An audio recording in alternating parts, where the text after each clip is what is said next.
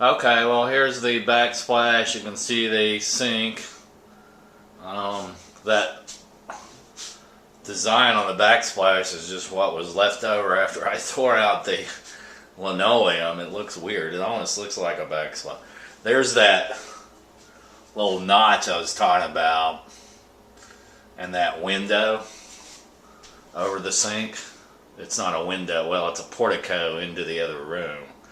And then you can see that they have those knick-knack shelves that, oh, my cabinets don't have any doors on them yet. I'm doing that too. But you see those knick-knack shelves on the outside of the cabinets, and as you can see that this cabinet is set a little higher than this one. But I think we agreed to set this one up at a certain angle and then just draw it across. It's going to be less of a gap over here if I line up the tile. But that's a different issue. There's a couple of issues I want to ask you about. So I'm going to the left of the sink here. That's just my tray. I've got some construction paper set up of the tile that I'm going to use. I have 3 different colors of tile. One is beige, one is another beige, and one is a little bit more orange, and that's what I've set up there. But you see, that's where it hits the thing. And then this is what I was talking about. The tile looks like this. It's square, but I mean it's squared off. It's a brick shape. And in the corner, you see this. So I think you said to meet the 2 tile together like this, right? And then have a line down the wall. This, where you're looking at the corner here. That's the bottom of the cabinet there. But if you look behind there, this is what I'm concerned about. If they meet on the corner like this, they need to meet like this. I think you said don't jam them together. You've got a huge gap there. So what should I fill that in with caulk behind it? Because grout, that's a huge, there's, you know, I can almost stick my finger down there. There's a big gap, if you see what I mean, behind the tile. Now, I don't want to butt them against. That's what I was asking you, like that.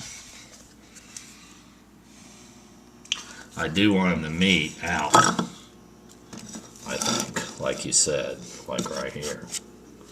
Okay, so that's one question. The way the tile is, you see how I'm doing this stair step thing? I've got 3 at the bottom, then 2.5, then 2, then up there 1.5, right under the cabinet. And so they form a stair step. Now don't pay any attention to this right here. This is what was there before. They had a strict angle. But I'm forming the same angle only with brick, so I was going to smooth that out behind it and just paint it. But my question is, if I have tile stacked up like this, and now I'm putting the tile here instead of construction paper. So if I have the tile stuck here like this, you know, stacked in a stair-step pattern, like that. The question is, do I finish the edge of the tile? You can see, it's what I was talking about. It's kind of like semi-finished. I mean, it's not, no, it's not finished. It's just splattering left over from the front. Now, I could paint the sides of the tile. Or I could leave them that way, or I could caulk them against the wall. You know, once it's painted. So I would like your opinion on that. If that makes any sense. Sorry. And so now I'm walking away so you can get a better view of it from far away. Don't pay any attention to that stuff on the counter. That's the construction paper I've been working. Okay, so you see the sink again. And then I have one other question. I'm going to the right of the sink here. This is a bunch of stuff. Don't pay any attention to it. Sorry.